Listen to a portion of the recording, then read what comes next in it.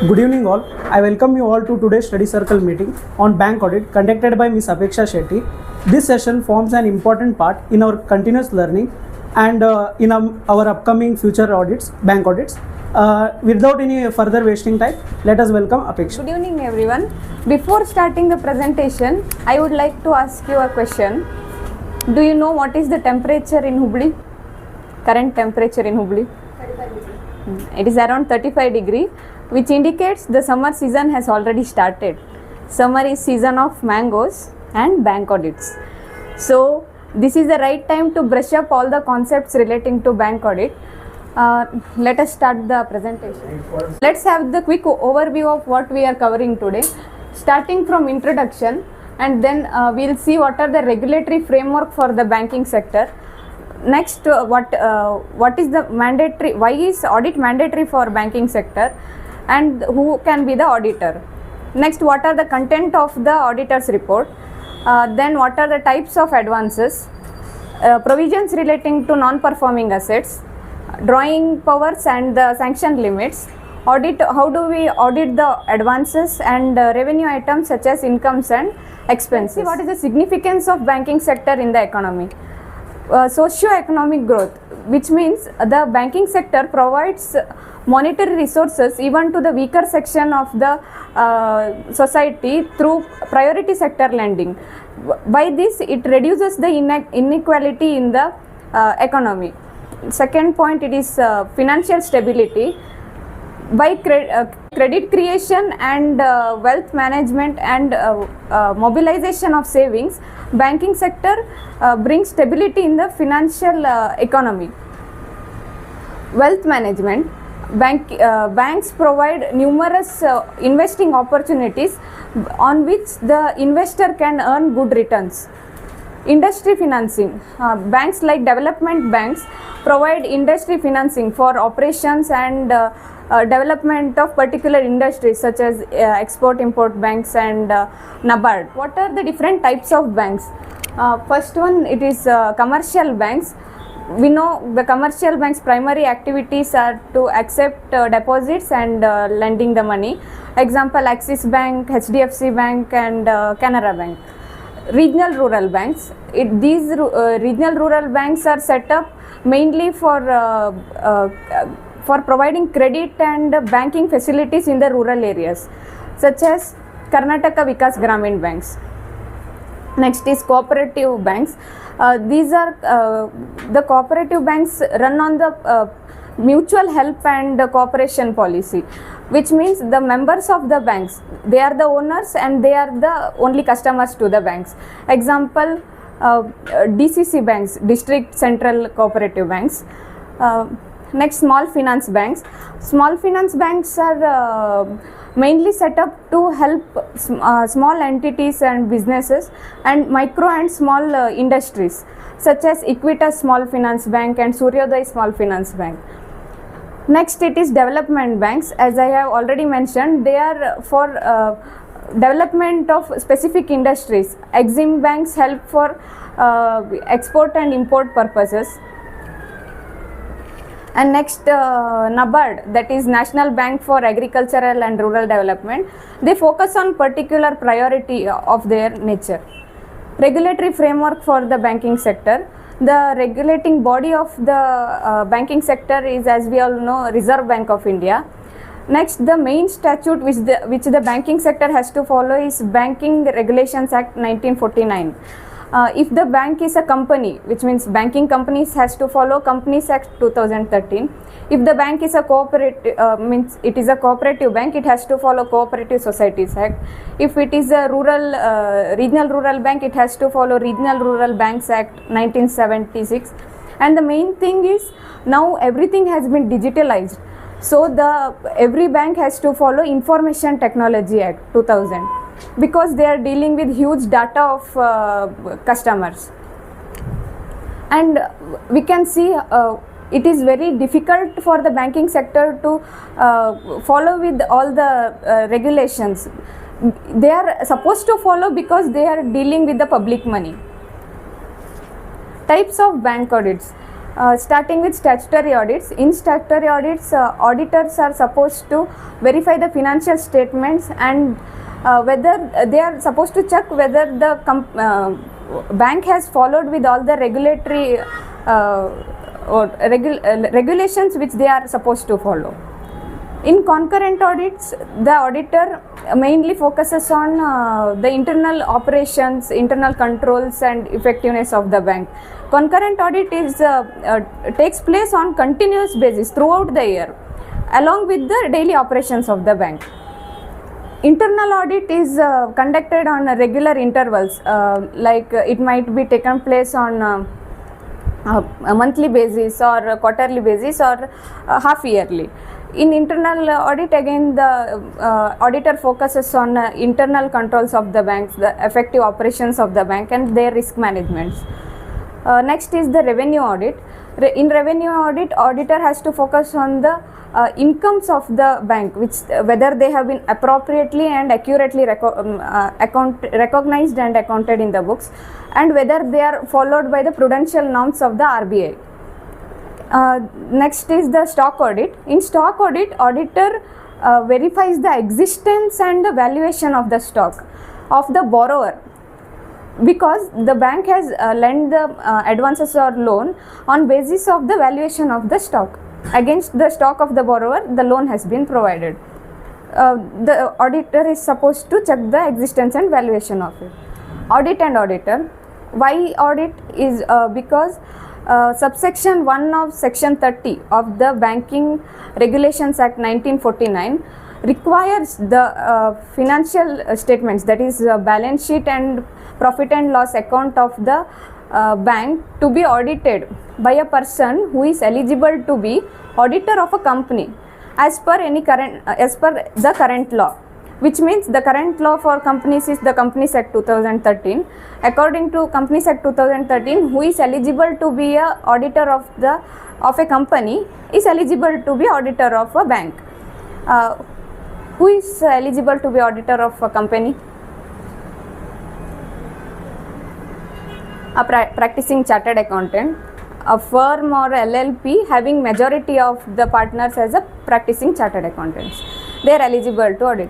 And balance sheet of a banking company is prepared as per Form A of third schedule of Banking Regulations Act of 1949, and Form B provides us the format for P&L account.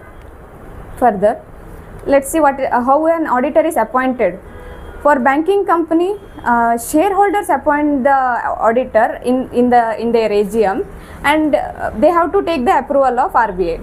In case of nationalized bank, it is the board of directors who appoints the auditor, and even they have to take the approval of RBI. In case of regional rural banks, NABARD provides the list of eligible auditors who can be appointed for the audit of regional rural banks, and the bank appoints for their head office and branch audits. Let's see what are the content of auditor's report. Auditor's report is the communication from the auditor to the central government, and it mainly focuses on 4 points, that is whether the financial statements of the bank present true and fair view of the transactions of the bank. Next, the auditor will report whether all the transactions of the bank were within the powers of the bank, which means the bank has not override its power in any transactions. And thirdly, he will report that whether he has received all the information and returns which were required for the purpose of audit from the head office and the branches, and if there are any matter that the auditor feels necessary to report to the central government. This was the primary auditor's report. In addition to that, the auditor can provide many other reports such as long form audit reports, report on the internal controls and its efficiencies, report on compliance with SLR. What is SLR? That is regarding whether the bank has maintained the minimum limit of the liquidity in the bank. Report on treasury operations, report on income recognition and asset classification, that is according to the prudential norms of the RBI. And if there were any serious irregularities that has been discovered during the period of audit, and whether the compliance, whether the bank has complied with the recommendations of Ghosh Committee and Jilani Committee. The Ghosh Committee was formed in the year 1992 and Jilani Committee was formed in the year 1995. They recommend on the internal controls, fraud detections and audit systems in the banking to detect and minimize the frauds happening in the banks. Whether the auditor can report on such things, and if there were any adverse credit deposit ratios in the rural areas.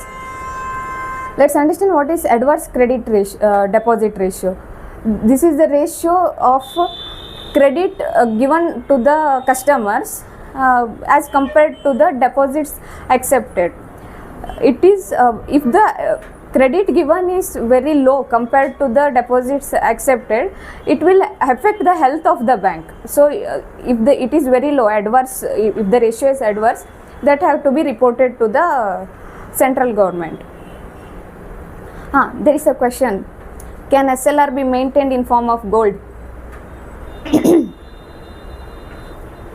Anyone?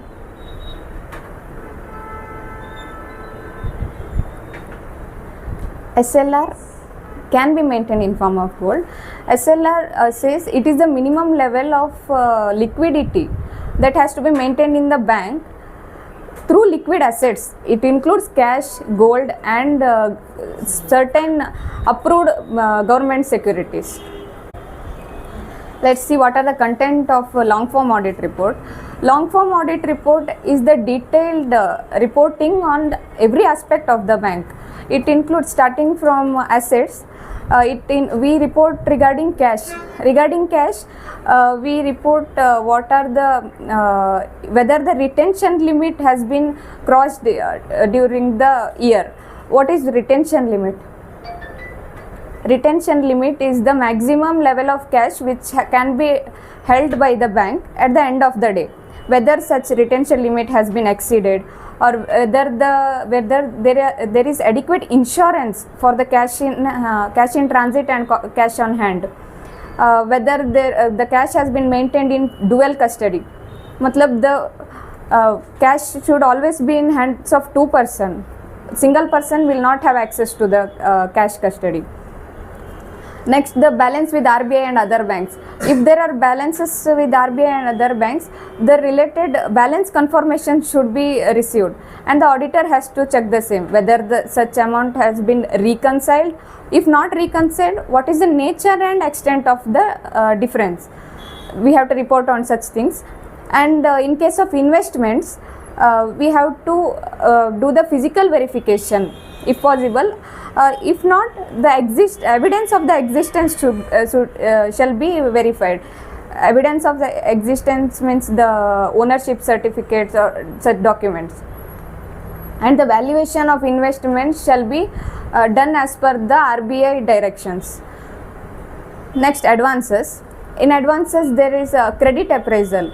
Credit appraisal means whether the loan application, loan processing, loan granting the loan, and if there is any renewal or enhancement of the loan, whether the whole process has been followed. There will be standard operating procedure for the loan sanctioning and all. Whether such things has been properly followed or anything has been not followed, that should be reported in the report. Next, it will be disbursement. There will be a sanctioning authority who can disburse the loans. If such authority has exceeded his limits or not, that should be reported. And documentation, whether all the proper documents starting from the photo of the borrower, his residential address proof, his identity proof, everything, whatever the documents are required for disbursing a loan, whether it has been followed. Matlab the document has been maintained. In case of fixed assets, it is we have to verify the fixed assets physically, or the ownership documents can be verified. Other assets, we have the stationery, stock of stationery, or the stock of stationery and checkbooks, deposit receipts, and the stationery things, registers will be counted, physically verified. And the suspense accounts, if there are any suspense account in the books of accounts, such suspense accounts will be thoroughly reviewed. Why the such accounts has been created, or such a account, if it has been carried out for long period, if it is not adjusted from the long period, the reason for the same has to be taken from the management and reported the same. And next is deposits. We are now in the liability side of the balance sheet. In case of deposits, whether there are any overdue or matured deposits and any unclaimed deposits in the balance sheet, such deposits will be reviewed. And for the case of payables, if there are any payables of the bank which are payable from since 3 years, more than 3 years, such accounts will be separately mentioned in the report. And contingent liabilities. Contingent liabilities like a letter of credits and bank guarantees will be generally there in case of banks, but these are not such contingent liabilities. These are unusual, like if there are any pending petitions against the bank through which some liability might arise, such unusual things will be reported here. Next, P&L account, whether we have to review and check whether all the revenue, expense and incomes have been appropriately and accurately accounted for. In case of books of accounts, the books of accounts, we have to report whether they are maintained manually or maintained digitally. If they are maintained digitally, what are the recovery, data recovery plan in case of disasters, whether the backup has been regularly taken, such things. In case of inter-branch accounts, whether such inter-branch accounts has been reconciled regularly, if not, what is the reason for differences, that has to be reported. Inter-branch and the branch and HO balances will also be reported. In case of audits and inspections, whether any audits has been taken during the period. It might be concurrent audit, internal audit, stock audit or revenue audit, any of the audit, or any inspections through the authorities has been done. Whether comments of such auditors, whether we have considered it, we will report such things. If there are any fraud discovered during the audit period, such fraud will also be reported. In miscellaneous section, we will report if there are any unclaimed amounts in SB or accounts or any deposits for more than 10 years. But why more than 10 years? Than 10 years. If there are any unclaimed amounts for more than 10 years, such amounts are specially reported. Why? Have you people heard of DEF accounts? That is Depositor Education and Awareness Fund. If there are any unclaimed amounts for more than 10 years in SB account, FD account, any deposits or any accounts, such amounts will be transferred to such this Depositor Education and Awareness Fund for welfare of the depositors. That such amounts should not be kept with the bank. Next, let's move forward. Let's see what are the different types of advances. Advances can be classified on different bases. Here I have classified on majorly fund-based advances and non-fund based advances. Fund-based advance where actual transfer of money take place. That might be term loans, demand loans, cash credits, ODs, bill discounted, such things. Non-fund based advances do not involve transfer of actual funds. It might be letter of credits or bank guarantees, acceptance, such things. Creation of security. Advances can be classified as secured advances or unsecured advances. In case of secured advances, what are the different modes through which security can be created? First one is mortgaged. It is mainly created in case of immovable property, that is land and building. Mortgages can be registered mortgage or equitable mortgage. In registered mortgage, borrower and the mortgage deed is executed, it will be registered mortgage. In the case of equitable mortgage, no mortgage deed is executed. Equitable mortgage deed is not executed, but the title documents of such immovable property, that is land or building, will be handed over to the lender, that is the bank. Next is pledge. In case of pledge, pledge is in case of movable property, such as in case of gold loans, we pledge the gold with the banker. That is the original possession of the custody of the movable property will be given to the lender or the banker. Hypothecation is also in case of movable properties, but here the difference is the goods will be with the movable property will be with the borrower itself, like in case of vehicle loan, but the interest will be created in the favor of banker on the movable property. In case of assignment, any actionable claims of the borrower will be transferred to the banker, like bill discounting or loans on LIC policies. If LIC policy has been given to the banker, he will advance some loans for the borrower. In such case, such bills receivables or insurance policies, they are actionable claims which has been surrendered to the banker. That is assignment. Next is set off. Set off is the statutory right of a banker. If there are any overdue credits which the borrower has not repaid to the banker can set off any debit balances available with the bank related to that particular borrower. It will be set off against it, and the banker has such a statutory right. Next, in case of lien is the power of the banker who can retain the possession of the asset, with asset mainly FDs or term deposits, any deposits with the banker. If the borrower has not repaid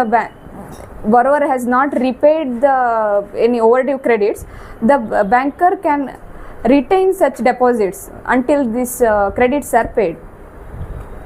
There is a question: can rate of set off be used against time barred debts? What are time barred debts? Anybody? Let me explain. Time barred debts are debts which are defaulted, but which cannot be executed in the court of law, because within 3 years, if the lender has not legally enforced the borrower to pay his money, if he has not filed a suit, after 3 years it is time barred according to the Indian Limitation Act.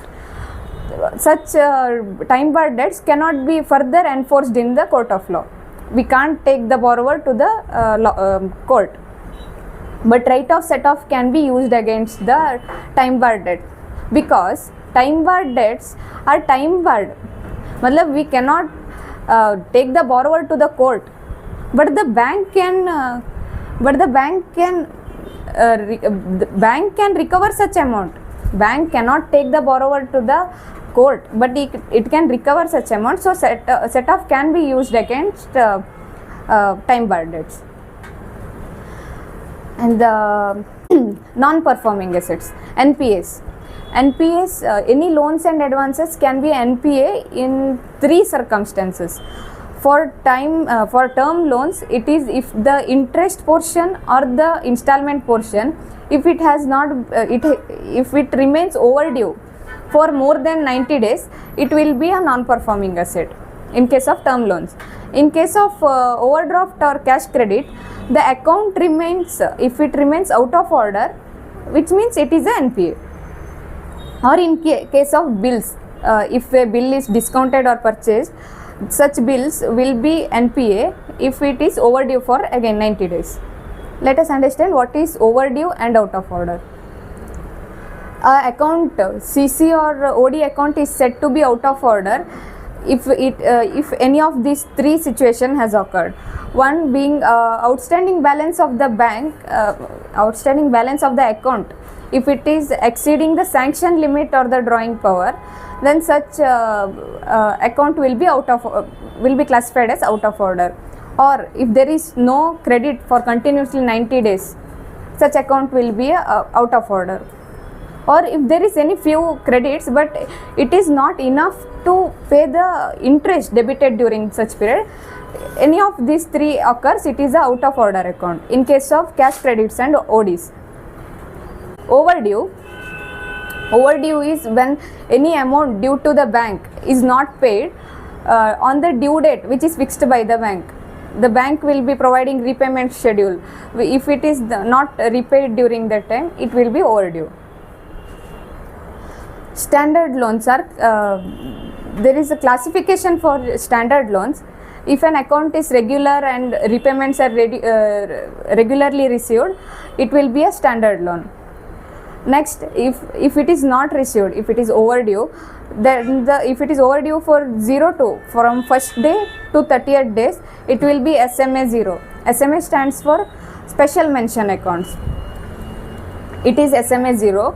If the overdue is between 31 to 60 days, that is next month, it will be SMA 1, and subsequently next month from 61 days to 90 days, it is SMA 2. After SMA, the asset will be classified, that is after 90 days, it will be a non-performing asset, that is NPA. In NPA, there is further classification. First, for the NPA, being NPA for one whole year, it will be under substandard assets. After that, for next 1 year, it will be doubtful asset category 1. After 1 year being doubtful, next 2 years, that is between 1 to 3 years, it will be doubtful 2 category. Beyond 3 years, it will be doubtful 3. And there are loss assets, which means the assets are identified to be lost.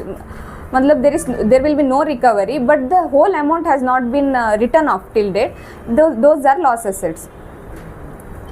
There is a question: if a borrower asset has been classified as a doubtful asset, and that asset has been classified as doubtful asset, and the borrower repays the full amount, what will that asset will be reclassified as under which of this category? If any of the non-performing asset, the overdue amount has been paid under any of this situation, it will be then classified under the standard asset. What if the borrower pays only part amount and not the full amount? Standard asset. Yeah.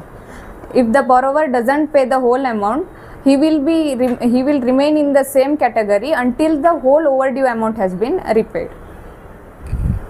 Here is an example. Let us assume on 31st March 2025, it was due date for payment of an installment, but which has not been paid. Till date, which has not been paid.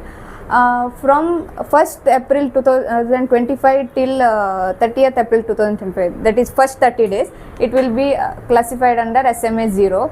Then it will, in the month of May, it will be SMA 1. In the month of June, next 30 days, that is from 61 to 90 days, it will be SMA 2. Here, till here it was a standard asset. Now it will come to NPA classification, that is under substandard category for next 1 year, for up to 12 months, that is from 1st July 2025 till 30th June 2026. Next full year it will be a substandard asset. Next it will transfer to doubtful assets 1 whole year, that is from 1/7/2026 to 36/2027. It will be doubtful category 1. Again for next 2 years, that is between 1 year and 3 years, it will be doubtful 2, and 1/7/2029 onwards, it will be doubtful category 3. We have understood how the classification is done. Let's understand what is the provisioning for such classification. For substandard assets, it is 15% provisioning is required. In doubtful asset, we have to look into whether it is a secured asset or a unsecured asset. If it is secured, if it is doubtful category 1, secured will be 25%, unsecured straight away 100%. Doubtful 2, it is 40% and 100%. Irrespective of the security, the doubtful 3 category will be 100% provisioning. Loss assets, as we all know already, it is not recoverable, it will be 100% provisioning. One more question, is provisioning required for standard assets? These are category of non-performing assets. Whether standard assets require provisioning? Actually, we provide for standard assets.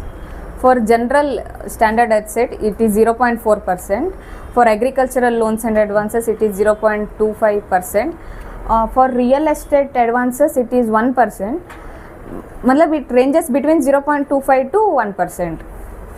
General category is 0.4%. Moving further, this is a note related to NPAs. The availability of security, whether security is available or not, whether the borrower has billions of net worth or not, borrower or the guarantor, will not be considered for classifying an asset as an NPA or a standard asset. The only basis for classification is the record of recoverability. Whether recovered or not, only that will matter. Next, the NPA classification will be done on borrower basis and not facility basis, which means if I am a borrower and I have a term loan and a working capital loan, if my term loan becomes an NPA, my working capital loan will also be NPA. It is borrower wise. If a borrower has hundreds of facilities in his name, any one of them is NPA, all the 100 facilities will be NPA. It is not facilities wise. May I ask how such how the bank will have the track of how many accounts and in which branches, which facility does a borrower has? Yes, centralized system. Banks use unique customer IDs. Banks give unique customer ID to each of its customer, through which they track whether how many facilities are provided to a single customer. On that basis, NPA classifications, standard asset classifications are done. If an if an advance is guaranteed by central government, it will not be classified as a NPA on the basis of recoverability. If such advances are guaranteed by state government, it will be recorded as NPA if it comes under the categorization of NPA. But even if it is guaranteed by central government, for the recognition of the income, when it has to be recorded, NPA procedure, it will be treated as NPA. If there is any overdue for more than 90 days, it will be treated as NPA for recognition of income. It will income will not be recognized when it is accrued. It is recognized only when it is received by the bank. There are other types of advances. Advances against term deposits, NSCs, that is a National Savings Certificate, Kisan Vikas Patra or Indra Vikas Patra. If advances are provided against such securities, then the NPA asset will not be classified as NPA even if it is overdue for more than 90 days. Only if adequate margin, that it is the value of such securities are enough for recovering the interest and the installment amounts. Agricultural advances, the 90 days rules will not be applicable for agricultural advances. Agricultural advances, if there are short duration crops, if they are the loan is overdue for 2 crop seasons, only then such advance will be NPA. In case of long duration crops, if it is overdue for 1 crop season, then it will be NPA. Short duration crops are crops which are harvested within 12 months. In case of long duration crops are harvested after 12 months.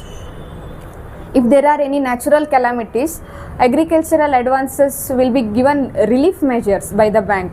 They might classify the short-term advances into long-term advances, or they may reschedule the repayment schedules after 1 year, after 2 years, after recovering the amount, such things. Or there can also be chances if there is a sanction of fresh loan to the farmers. In such cases, NPA classification should be based on the rescheduled terms. What are the new terms, on that the NPA classification will be done, not on the original terms. If bank gives advances to its staff, if the bank has given advances to its staff as a banker, no reduction in interest rates, such all the for normal borrowers, what is the terms applicable? If it is applicable for employees, then such advances will be treated as advances, normal category. If the bank has provided loans as an employer, if there is any reduction in interest rates or any other favorable terms for its employees, it will be classified under other assets. Consortium advances. Consortium is the situation where advancing loan to a borrower by more than one bank. Two or more banks come jointly and provide loan. If business parties require huge loans, to share risk, banks come in together and they provide the advance. The bank who is giving higher share will be the lead bank, and the recovery and the remittance of amount will be received to the lead bank. If the lead bank does not share such receipts with the other individual banks, for the case of lead bank, it will not be NPA, but the respective member banks who has not received the advances, the recovery, they will classify it as the NPA as the loan is not serviced. Erosion in value of security. Erosion means the reduction in the value of security day by day. If the realizable value from the security is less than 50% of the value assessed during last inspection of RBI or the bank, if the realizable value has reduced less than 50%, then the asset will be classified as doubtful asset. If the realizable value is less than 10% of the outstanding balance of the borrower's account, if the borrower has outstanding balance and the realizable value is less than the 10% of such amount, it will be loss asset. Let's see what is the difference between sanction limit and drawing power. Sanction limit is the total exposure which the banker give to its customer for each facility. Like there is a sanction limit for term loans, CC, OD, they are all separate. But in case of drawing power is calculated majorly in case of cash credits. That is the actual amount which the borrower can withdraw from the bank at the given point of time. Drawing power is calculated from primary security value less margin as per the directions of RBI on the particular date. All accounts should be within the limit of sanction limits and the drawing power. This is how we compute drawing power. In case of stock at realizable value, that is selling value minus selling cost, that is realizable value, less unpaid stocks. If there is any amount payable to the creditors, sundry creditors, and if there is any acceptance or LCs against such stock, that amount will be reduced. Will get paid stock with the with the borrower, and this is standard deduction of 25% will be done. This amount is used for computation of drawing power in case of stock. In case of debtors, it is book value of debtors less ineligible debtors.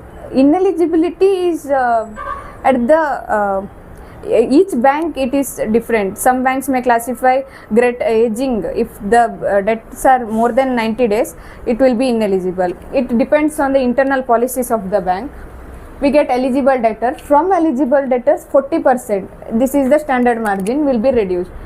Such total of this stock and debtors will be the drawing power of the borrower in case of cash credits. Audit of advances. In case of advances, we verify loan document. There are number of advances for each bank, but we use sampling method because a auditor cannot verify all the each and every documents of all the loans. So sampling method will be used. In case of sampling, we can use AI nowadays, like any audit AI or audit IQ AI. Such AI can be used for more statistical and logical samples. Loans documents which are maintained by the bank will be verified by the auditor. Operations of what are the credits and debits in the advance accounts, that will be verified. Auditor will examine the existence, enforceability of the security in favor of banker, and the valuation of the securities as per RBI norms will be verified. Appropriate classification and provisioning of income recognition and asset classification as per the prudential norms of the RBI will be verified by the auditor. And if a loan is provided for a specific purpose, the bank has to check whether the end use has been done by the borrower. The auditor will see how the bank has checked the whether the end use of the fund had been checked by the borrower. And drawing powers will be computed on monthly basis, regular intervals by the bank. That will be checked by the auditor. Audit of revenue items. In income side, we have interest income from investments and balances with RBI or other banks. Other income, we have commissions, fees, brokerage, profit on sale of assets, revaluation profits, etc. For expenses, we have interest on deposits or other bank borrowings. There are provisions and contingencies and other operating expenses. Audit of income. The auditor will obtain reasonable assurance that the income recorded in the financial statements relates to transaction which pertains to the bank and to the relevant audit period, which means we have to take care of prior period items and all, and the transactions during the cut-off dates, end of the financial year and the opening days. And there are ensure that there are no unrecorded incomes, and incomes are recorded in the appropriate values, accurate values. There is a RBI direction saying that income exceeding 1% of the total income. If an income exceeds 1% of the total income, it has to be accounted on the accrual basis as per the accounting standard 9, which means if an income does not constitute 1% of the total income, it can be recognized when it is received. It can be accounted on cash basis, not required to be accounted on accrual basis. Reversal of income. If any advance becomes NPA for the first time, and when an account is standard asset, we'll be recognizing asset on accrual basis. We have already credited the accounts with interest, but if it has converted after 90 days, it will be converted into a NPA. For NPA, as income will be recognized on cash basis. If it is received, only the income will be recognized. These already recorded advance incomes will be reversed or it will be provided for. In case of expenses, if there are interest expense, the reasonableness, whether such amount is reasonable, has to be checked. Whether the ratio of expense, interest expense, is comparable with the corresponding liabilities. For so much liabilities, so much interest, whether it is reasonable, that will be checked. And if there is corresponding, the interest expenses will be compared with the corresponding figures of previous year. For operating expenses, what are the major operating expenses? It will be rent, electricity, or maintenance expenses, such things.